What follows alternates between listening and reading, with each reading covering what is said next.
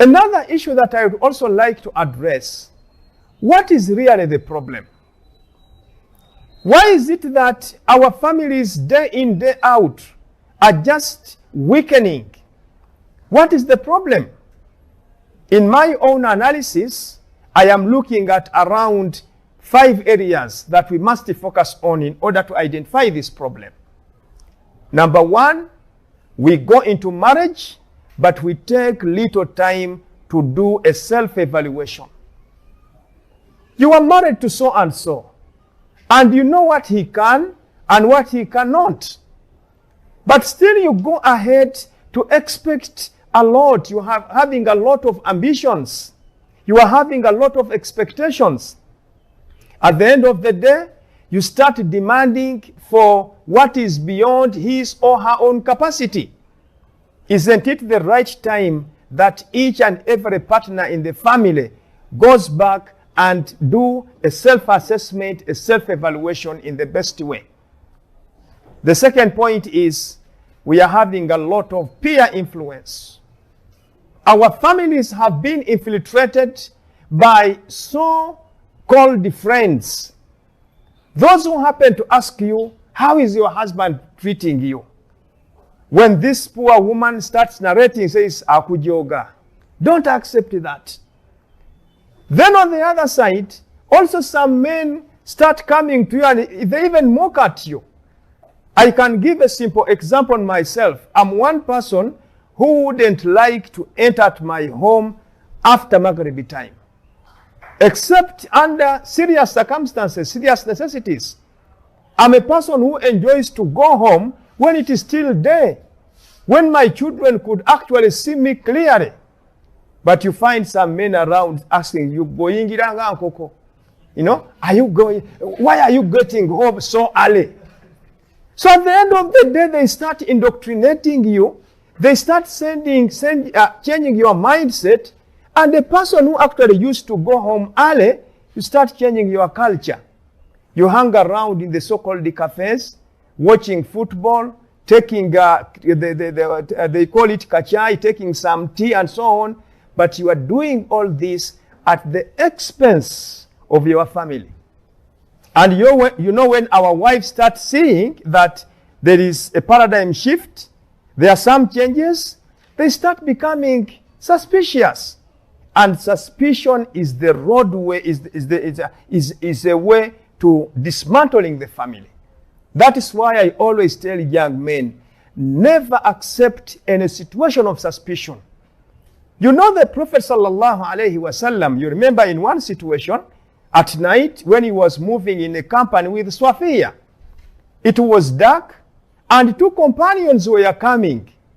So, being at night, they managed to see that this is the Prophet, but they could not clearly identify the person who is accompanying him. So they shied away. In order for the Prophet to end this suspicion, he said, Ala rislikuma, stay where you are. Innaha la Safiya. This is Safiya. The Prophet does not want to create any situation of doubt. So ladies and gentlemen, one of the issues that is destroying our families in terms of the intermarital roles and responsibilities, we have allowed the payers, the so-called friends, to influence us. They are actually killing our families. And I'm here, therefore, to call upon each and every person, you understand your partner. Go with that.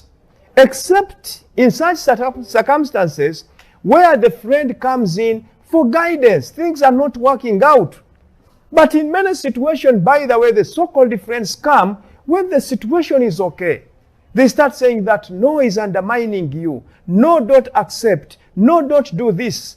At the end of the day, you become disobedient, and then you lose it all. Another challenge that I'm seeing, there is a lot of discontent and materialism. We are turning our families into commercial ventures. We are turning our families into unnecessary competitions. What you saw at the neighbor's home, it is what you want to achieve in the next day. It is not possible. The films or the movies are also doing a lot of disservice to our families.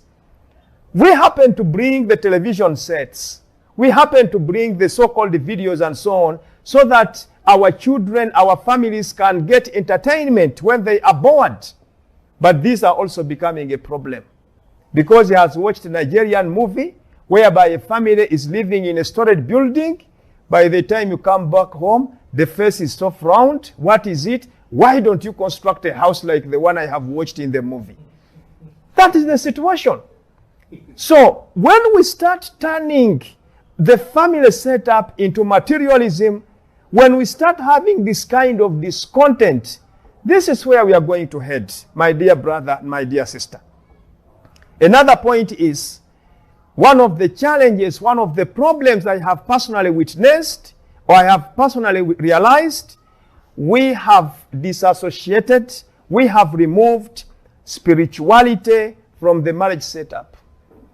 It is all about enjoyment, pure enjoyment. A simple example. Last time we are talking about the marriage ceremonies. When you attend a marriage ceremony of a Muslim, you ask yourself, what is really Islamic about this ceremony?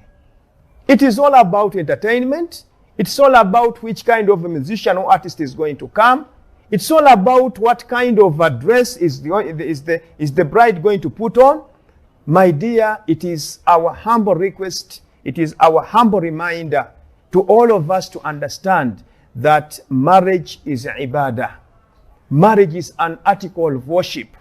And therefore we have to be sincere and we have to behave like people who are doing ibadah, and therefore we are expecting rewards from the Almighty Allah subhanahu wa ta'ala. Finally, on the problem statement, we have a wave of westernization. I have already talked about it. We have the problem of a blind favor you have had, whatever you have seen. We are just importing cultures and behaviors without any chance for scrutinizing them. So at the end of the day, this being the situation, that is why you see that our families are heading towards collapse. Having said that, we now want to look at what is the Islamic approach. Having given that kind of introduction, you know,